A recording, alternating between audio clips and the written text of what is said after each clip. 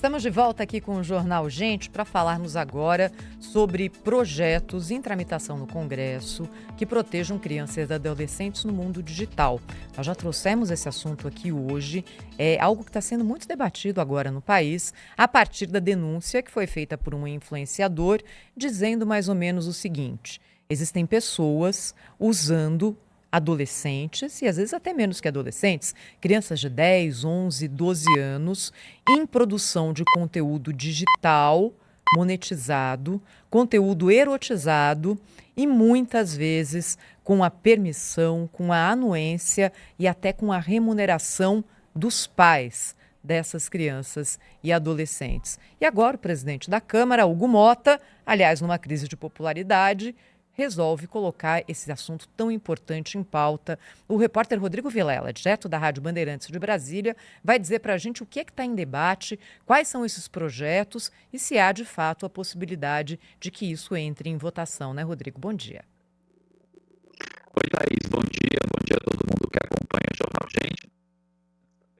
Opa, vamos refazer aqui a conexão com o Rodrigo Vilela, que está fritando um pouquinho. A questão é que esse assunto já é discutido há muito tempo no Congresso Nacional. E agora, Pedro, depois daquela invasão da mesa diretora da Câmara, o presidente Hugo Mota, até precisando de uma bandeira, de alguma coisa que traga, de novo, o holofote sobre ele, resolveu colocar esse assunto em debate. Que bom, que bom. É algo que, de fato, interessa à sociedade. Rodrigo Vilela, quais são os projetos, Rodrigo? Agora sim, Thaís. Thaís, há uma promessa de pautar com alguns projetos que avancem, né, na legislação para proteger crianças após essa denúncia que foi feita pelo influencer Felca, né? O presidente da Câmara, o deputado Hugo Mota, falou que deve avançar com esse assunto esta semana, mas até agora ainda não há uma definição sobre a pauta. Há diversos projetos que tramitam no Congresso Nacional que tratam sobre essa questão, Thaís. Há cerca de 40 projetos de lei tramitando no Senado e na Câmara que abordam justamente esse tema. Claro que, como é um assunto que está em alta, isso chama a atenção dos parlamentares que apenas de ontem para hoje, tá, e cerca de 10 projetos já foram protocolados sobre essa mesma temática. Há projeto de 2022 que já está na Câmara, já tramitou no Senado, está em uma comissão da Câmara e não avança.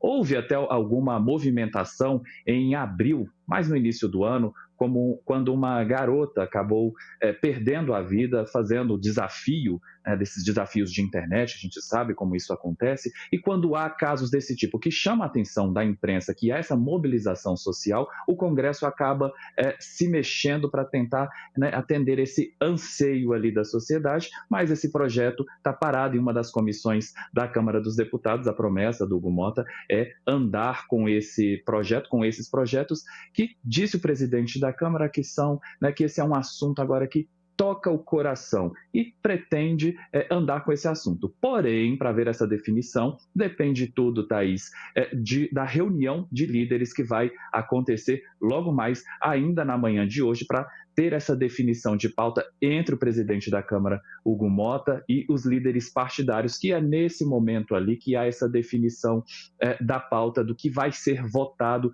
no plenário da Câmara. Por enquanto, a expectativa, né, apesar de ser um tema de urgência, não é não, a gente não consegue enxergar o que vai ser de fato pautado, né? Há um problema ali de tramitação dos projetos na Câmara dos Deputados, essa falta de consenso ali entre líderes e o presidente da Câmara, Hugo Mota, né? Mas a ideia é levar esse projeto hoje para a reunião de líderes para conseguir definir o que vai ser votado.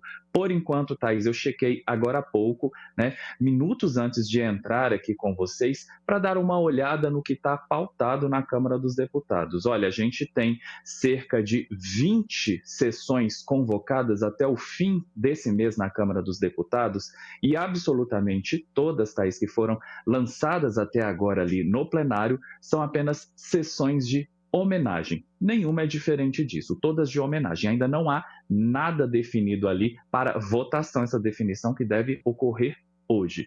No Senado, a situação é um pouco mais diferente, está um pouco mais avançada. A senadora Damares Alves, por exemplo, já fez uma coleta de assinaturas para a instalação de uma CPI. Já são mais de 50 assinaturas, né, quando necessário para instalar uma CPI, são 27. Então, no Senado deve haver esse avanço com a instalação da CPI. Participam ali desse pedido de CPI parlamentares da base do governo e também parlamentares da oposição.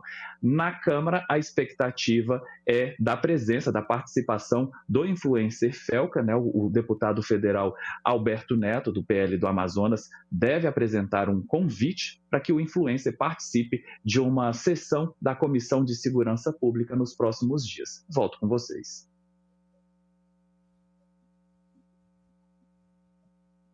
Olha, obrigada pelas suas informações mais do que completas, direto de Brasília, sobre esse tema da adultização, que está sendo tão debatido amplamente, e agora ganhou mais força aí dentro da nossa sociedade, um tema muito importante para a gente discutir. Nós convidamos aqui para o Jornal Gente para conversar conosco o doutor em psicologia Leonardo Goldberg, para falar exatamente sobre esse fenômeno que está acontecendo. Leonardo, muito bem-vindo ao nosso programa. Obrigada por aceitar o nosso convite de estar ao vivo aqui conosco.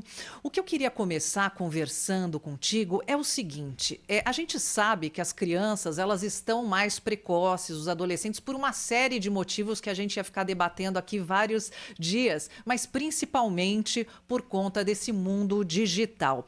Eu queria que você traçasse um paralelo entre a chamada adultização e o amadurecimento saudável de uma criança, de um jovem. Bom dia, Sônia. É um prazer estar com vocês nessa manhã para discutir esse assunto tão premente.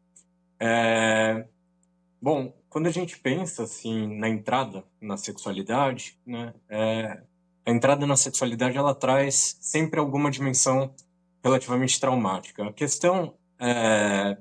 A questão com as redes sociais ou com a estrutura das redes sociais é que, de certa forma, há uma espécie de dispositivo, né, que produz um empuxo para cada vez mais, de certa forma, se monetizar o próprio corpo ou se monetizar estratos específicos, né, de um tipo de circulação da erótica que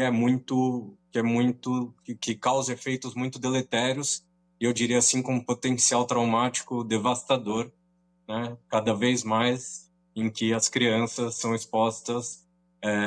O lugar social da criança ele vai desaparecendo a partir do momento em que não há nenhum crivo, né, para o uso das redes sociais. E então, portanto, quando a gente pensa assim num certo paralelo, o que eu posso dizer de saída é que a própria estrutura ela produz um empuxo a esse tipo de manifestação. Professor Dr. Leonardo, muito bom dia, bem-vindo aqui ao nosso programa. Essa questão choca, entre outros aspectos, principalmente pela anuência dos pais, pelo estímulo de pais, né? É essa a preocupação. Isso revela que o problema está mais nisso, né? Quer dizer, do dever dos pais de cuidar dos próprios filhos, impedindo que eles façam isso, ou dos pais alterarem o seu comportamento oportunista, até criminoso, de explorar até enfim, a sensualização de crianças e adolescentes, etc. Queria que você falasse sobre isso, sobre a quem cabe esse papel. É o Estado, de alguma maneira, interferir nisso? Ou os pais é que têm que ser responsabilizados por uma atitude como essa? Bom dia. Essa eu acho que é a questão talvez mais fundamental do tema. Essa polêmica ela faz a gente pensar algumas questões, né? Quando a gente pensa em resguardar os direitos da infância, ou resguardar as crianças, muitas vezes o tema é levado a considerações como, bom, mas a família sabe o que ela faz com cada uma das crianças, ou a cultura familiar, ela de certa forma serve para... E, de certa forma, isso se mostra um engodo, porque a gente vê como, muitas vezes, a família, pensando num ideal de ascensão social, de monetização rápida, um certo oportunismo mesmo, ela decide pela criança, né? O que a criança é enquanto um ser social? Ela, de certa forma, é alguém que não responderia desde ou a partir das próprias decisões ou das próprias escolhas. E, de certa forma, ela vai ter que lidar lá na frente com decisões e escolhas dos pais que referem à entrada na sexualidade, esse tipo de exposição, esses efeitos que podem ser, assim, o potencial traumático, ele é incalculável, né? Esses efeitos, eles podem ser deletérios por muito, muito tempo. De certa forma, as redes sociais, elas são assíncronas e, portanto, quando a gente se expõe, né, a gente vai continuar se expondo de uma maneira contínua, ad eterno. E, bom, se a gente pensa em responsabilizar os pais, a gente também tem que desdobrar essa questão sobre como implicar as próprias redes sociais, ou as grandes plataformas, as big techs, nessa discussão, né? Como é que há um certo colapso entre o público e o privado, onde o lugar social da criança ele não é minimamente resguardado, e onde os pais conseguem, e inclusive pelo que eu averiguei, os pais chegavam a fazer contratos, né, com esse influenciador que tinha a plataformização da exposição das crianças. Bom, eu acho que isso é uma questão assim que é fundamental a gente colocar na coisa pública, sem recair para um certo pânico moral, e, pelo contrário, que a gente possa discutir como o Estado ou como modos de regulação resguardem ou protejam, pelo menos, esse abuso da imagem dessas crianças. Então, Leonardo, a gente está falando aqui de uma questão que está em pauta e é uma questão bem determinada, que é o uso da imagem sexualizada de adolescentes com a autorização dos pais e muitas vezes com os pais recebendo vantagem financeira disso. Há um caso, por exemplo, de um influenciador que produzia esse tipo de vídeos e que conseguia que os pais emancipassem os seus filhos para que ele não tivesse nenhum tipo de problema com a justiça e, em troca, dava aos pais confortos financeiros. Então, esse é um caso ali que ligado à esfera criminal. Mas é claro que quando a gente começa a discutir isso, a gente também se pergunta sobre o quanto nós, pais, que não estamos nem de longe ligados a um esquema como esse, também expomos indevidamente a imagem dos nossos filhos nas redes sociais. Às vezes de forma inocente, parabéns, Pedrinho fazendo 5 anos, que lindo, colocando cenas familiares, fotos de crianças e adolescentes, compartilhando com os amigos nesse mundo aberto que é a internet. Eu queria que o senhor falasse agora para os pais, eu acho que a maioria deles, que já fez isso pelo menos uma vez na vida e que agora, se deparando com essa notícia, se pergunta, puxa vida, será que eu coloquei o meu filho em algum tipo de risco? O que o senhor acha? Eu acho que essa questão também é muito importante porque a gente naturalizou as redes sociais ou as grandes plataformas a um ponto em que a gente não consegue entender ou averiguar que quando a gente posta alguma coisa, há um colapso total entre o público e o privado, né? Às vezes a gente acha que está resguardado num grupo de família, de WhatsApp, e há uma certa promessa, né, de sigilo ou criptografia de ponta a ponta. Bom, mas cada vez mais a gente vê que esses sistemas não são invioláveis e que quando a gente produz alguma coisa para as redes, a gente tem que levar em consideração que essa produção ela sempre inclui um risco de isso se abrir para o grande público. Quer dizer, a gente quer mesmo expor a nossa intimidade sem averiguar quem é que mais ou menos está lá do outro lado. Bom, eu acho que a gente tem que sempre levar em consideração quando a gente posta alguma coisa, de saída isso. E eu nem digo assim no Instagram, nas grandes redes sociais, mas até em plataformas como grupos familiares, grupos de WhatsApp, grupos de Telegram.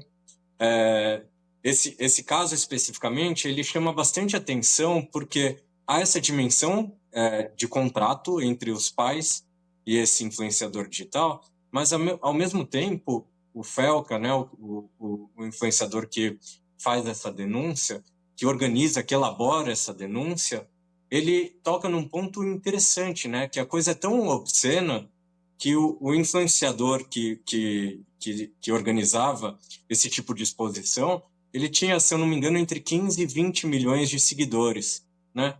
Então a coisa é tão naturalizada a um ponto em que a gente se depara com essa dimensão e, de certa forma, bom, se tem 15, 20 milhões de seguidores, a gente nem precisa colocar em questão. Quer dizer, isso já é não só normalizado, mas até normatizado. Já deve ser mais ou menos uma norma da internet. Na verdade, foi bastante importante o modo como esse FELCA ele intervém, porque ele coloca uma dimensão que já estaria normalizada em questão. Né? Eu acho que cada vez mais a gente, assim, pensar os formadores de opinião, eles têm que mesmo admitir uma dimensão crítica em relação àquilo que é relativamente normalizado na internet, assim. E mais do que na internet, a partir das grandes estruturas das redes sociais, assim, que se não houver algum modo de regulação, seja lá qual for, o empuxo sempre vai ser para um certo escancaramento de obscenidades, assim. Nós estamos conversando aqui com o Leonardo Goldberg, que é psicanalista e doutor em psicologia. A minha pergunta para o senhor é a seguinte: antes da pergunta, só uma contribuição de um ouvinte que mora na Alemanha, André da Mata, que me mandou o seguinte recado: Pedro, aqui na Alemanha chega a ser uma neura. Não se tira foto de crianças em locais públicos, nem em festa, muito menos na escolinha. Se eu quiser tirar uma foto do meu filho com um amigo na escola, eu preciso pedir permissão para o pai das outras crianças antes de publicar. Tem leis duras de proteção à imagem, mesmo adulto, muito mais em relação às crianças, só para contribuir aqui para o debate sobre o que a Thaís perguntou. Mas a minha pergunta para o senhor é: e quem consome esse tipo de conteúdo? Pode ser comparado aí ao receptador que vai, por exemplo, comprar um produto roubado e falar: mas eu não roubei, eu estou só comprando aqui o produto que foi roubado. Mas se ele não compra ali, não tem a oportunidade, né, para o bandido vender e ele não vai roubar. Então é uma sequência que me parece lógica. Nesse caso, quem está consumindo, eu não estou fazendo nada de errado, estou só assistindo aqui, clicando. É possível também ter algum tipo de responsabilidade? O que nós podemos trazer para quem consome esse tipo de conteúdo na internet? Essa questão é importante, assim, porque me parece que é isso, né? Há o polo que, de certa forma, consome de uma maneira, assim, voyeurista, quase tudo na internet. A gente vai encontrar nicho para quase tudo, né? A questão de uma certa tipificação penal bom, se há um certo consenso regulatório sobre a dimensão criminal disso, aquele espectador ele também poderia responder de certa forma, legalmente, juridicamente, e eu acho que a questão vai além, assim. Eu acho que a questão passa por duas dimensões. A primeira, especificamente sobre esse tema, né? Porque daria para a gente desdobrar para vários outros temas que eu acho que são prementes. Que alguém falou sobre essa coisa, acho que você mesmo fala sobre essa coisa da Alemanha, da proteção das imagens. A gente vive uma questão assim sobre a proteção de dados, ela assim é alarmante, de uma certa urgência no Brasil, né? Essa coisa desde o polo dos roubos aos celulares até a não observância da LGPD, a gente vê assim um uso das imagens tanto das imagens dos dados pelas grandes corporações por grupos criminosos. A gente vive um momento de crise muito importante no Brasil, que eu acho que recai para todas essas questões, inclusive, né, esse caso especificamente. Mas, bom, se há o polo voyeur, assim, ele também responderia de uma certa forma, ele também está implicado na equação. Se há o polo que vai fazer, a gente pode pensar, né, que há contrato entre esses pais e os influenciadores digitais, essas empresas, mas essa, na verdade, é uma questão que já existia lá desde os anos, pelo menos desde os anos, entre anos 60 e anos 70, a gente vai encontrar vários casos sobre propaganda e marketing infantil, como as crianças, elas, de certa forma, eram colocadas como objeto, responsabilidade, escolha, nas grandes peças publicitárias, né? Mas eu acho assim, sem nostalgia nenhuma, eu acho que houve uma degradação muito importante sobre a gente não discutir, né? Sobre a gente não discutir como a gente vai dar um certo lugar para as crianças, como a gente vai tratar as crianças, como a gente vai resguardar um certo direito, né, de escolha que a criança não teria exatamente nesse momento. Eu acho que vocês se recordam, entre os anos 60 e 70, o quanto havia discussões muito importantes se a gente poderia pensar num seriado, num filme que as crianças fossem As protagonistas. atrizes, né?